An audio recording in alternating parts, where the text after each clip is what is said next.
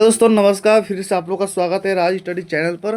तो आइए आज हम लोग देखेंगे हिंदी के 30 महत्वपूर्ण प्रश्न हम लोग देखने वाले हैं, जो कि 30 गांठ मान लीजिए कि इसमें से करीबन करीबन 2-3 पक्का आपका 100% एग्जाम में लड़ेगा। आइए आप लोग स्टार्ट करते हैं आज का 30 प्रश्न। करीबन 10 मिनट में आपको 30 प्रश्न बहुत बेस्ट मिलने वाला है, इसका परिणाम भी बहुत बेस्ट ही होगा। आइए देखते हैं आज का पहला प्रश्न। पहला बोल रहा है कि सूरदास किस भक्ति धारा के कवि है। तो जो सूरदास है वो सद्गुण भक्ति के थे, सगुण भक्ति के ये कवि थे। आइए नेक्स्ट। रामचरितमानस के रचयिता कौन है। ये तो आपको पता ही होगा, रामचरितमानस के रचयिता है आपका तुलसीदास। नेक्स्ट। कबीर की भाषा क्या कहलाती है। मतलब जो कबीर की भाषा थी तो ये अधिकांश मतलब खड़ी बोली, इनका कौन सी भाषा है, खड़ी बोली। नेक्स्ट।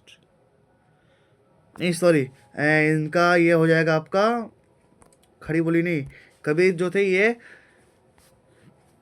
सद्धुकड़ी अब बोलते थे, ये दूसरा भाषा है सद्धुकड़ी, ये होगा आपका डी नंबर। नेक्स्ट। मीरा किसकी भक्त थी। तो मीरा जो है वो कृष्ण की भक्त थी। किसका, कृष्ण का थी। नेक्स्ट। गोदान उपन्यास के लेखक कौन है। तो ये आपको पता ही होगा, प्रेमचंद्र गोदान का है। गोदान का कौन है आपका, ये गोदान का है आपका ये प्रेमचंद्र। नेक्स्ट। प्रेमचंद को किस विधा का सम्राट कहा जाता है।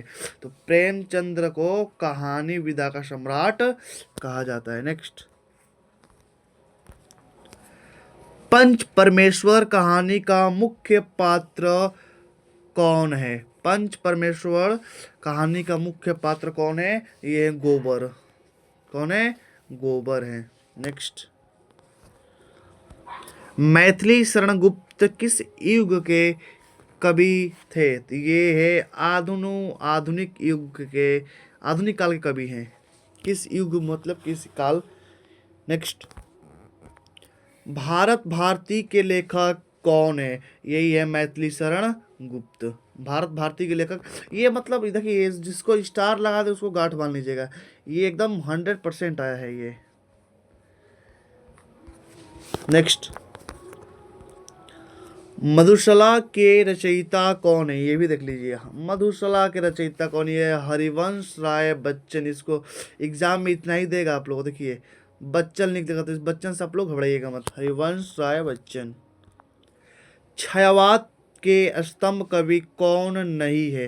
पहले प्रश्नों को पढ़िएगा ध्यान से, कौन नहीं है, बोल रहे नहीं है तो है पर मत मार दीजिएगा। ये भी है छायावाद युग की, ये भी है, ये भी है। तो छायावाद के कौन नहीं है, रामधारी सिंह दिनकर, ये छायावाद युग के कवि नहीं है। नेक्स्ट। कमायनी किसकी रचना है। तो जो कमायनी है वो जयशंकर प्रसाद की रचना है। कमायनी किसकी रचना है, जयशंकर प्रसाद। नेक्स्ट।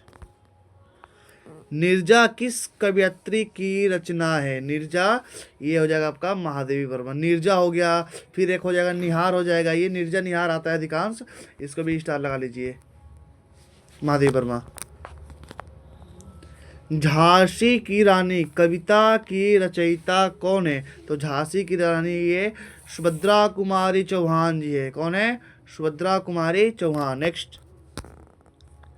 अलंकार किसे कहते हैं। अच्छा, अलंकार क्या होता है, वो अलंकार ऐसा होता है जो मतलब काव्य को शोभा बढ़ाता है। कोई वाक्य है उसका शोभा बढ़ाने वाला ही उसका एक तत्व होता है, एलिमेंट्स होता है, उसी को हम लोग बोलते हैं अलंकार। नेक्स्ट।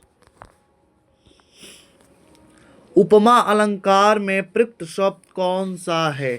तो उपमा अलंकार कभी भी आइए, उसके लिए जो चिन्ह होता है वो चिन्ह आप लोग याद रखिएगा, वो चिन्ह होता है आपका सा जैसे। इसमें से कोई या तो आपका सा आ जाए या फिर आ जा जैसे आ जाए, EXP मतलब एग्जाम्पल जैसे आ जाए। नेक्स्ट। रस्य के कितने प्रकार माने गए हैं।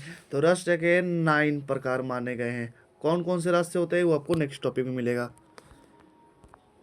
वीर रस का अस्थाई भाव क्या होता है। तो वीर मतलब होता है उत्साह, वीर का मतलब ही, वीर का संबंध किससे, सीधे उत्साह से है। नेक्स्ट। सिंगार रस का अस्थाई भाव क्या है। तो सिंगार रस का अस्थाई भाव क्या है, प्रेम। सिंगार से आपको रखिए, मन पर रखिएगा प्रेम। नेक्स्ट। संधि कितने प्रकार की होती है। तो संधि होती है वो आपको पता ही होगा कि 3 प्रकार की होती है। नेक्स्ट, समास का अर्थ क्या होता है? तो समास का जो अर्थ वो होता है सापेक्ष, मतलब इसके तुलना में, मतलब सापेक्ष मतलब ए के सापेक्ष बी, ऐसे इसको समानुपाती होता है ना, इसको बोलते हैं मतलब ए बढ़ेगा तो बी बढ़ेगा, मतलब इसका सिंपल सा आप लोग सोचिएगा, सापेक्ष मतलब तुलना करना। राम प्लस ईश्वर की संधि क्या होगी? तो राम प्लस ईश्वर होता है रमेश्वर। ये रामाईश्वर भी गलती है, रामेश्वर भी गलती है, रमाईश्वर भी गलती है। सिंपल सही कौन सा है? रामेश्वर। नेक्स्ट, पुस्तकालय में कौन सा समास है? आपका हो जाएगा तत्पुरुष समास। नेक्स्ट, जो कभी ना मरे उसके लिए कौन सा होता है? तो जो कभी ना मरे हम लोग उसको बोलते हैं अमर। अजर मतलब जो कभी बुढ़ा ना हो। नेक्स्ट,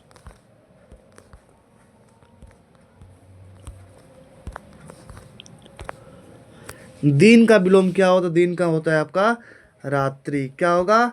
रात्रि, या फिर उसको बोल दे आपको, या फिर आपको बोल दिए कि रात। सुबह क्या होगा? सुबह का होता है आपका शाम। शाम का क्या होगा? सुबह, दोपहर।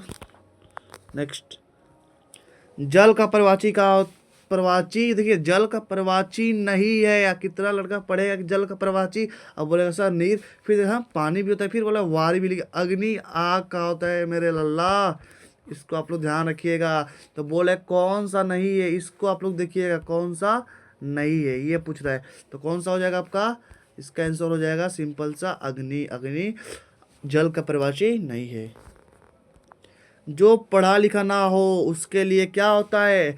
तो जो पढ़ा लिखा ना हो उसको बोलते हैं हम लोग निरक्षर। जो पढ़ा लिखा हो उसको बोलते हैं ये शिक्षित। जो बहुत पढ़ा लिखा उसको बोलते हैं हम लोग विद्वान। नेक्स्ट, पत्र शब्द का बहुवचन क्या होता है? तो पत्र शब्द का बहुवचन होता है पत्रो। क्या हो जाएगा? पत्रो। B number.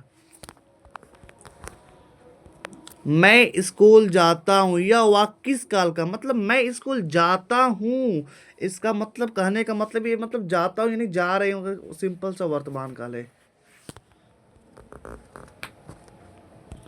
भारत मेरा देश है, यह वाक्य कौन सा है? तो सिंपल सा ये आपका हो जाएगा विधानवाचक। कौन सा हो जाएगा आपका? विधानवाचक। तो ये आपका 30 प्रश्न हुआ कंप्लीट। और वीडियो कैसा लगा आप लोग कमेंट में जरूर आई बताइएगा। और अगर नए हैं तो आप चैनल को सब्सक्राइब करें, ताकि सबसे पहले नोटिफिकेशन कोई भी वीडियो डाले हम तो सबसे पहले नोटिफिकेशन आपको तुरंत ही पहुंच जाए। और ऐसी वीडियो देखने के लिए लाइक करिए और शेयर भी करिए। तब तक मिलते हैं नेक्स्ट वीडियो में, तब तक के लिए धन्यवाद। जय हिंद, जय भारत।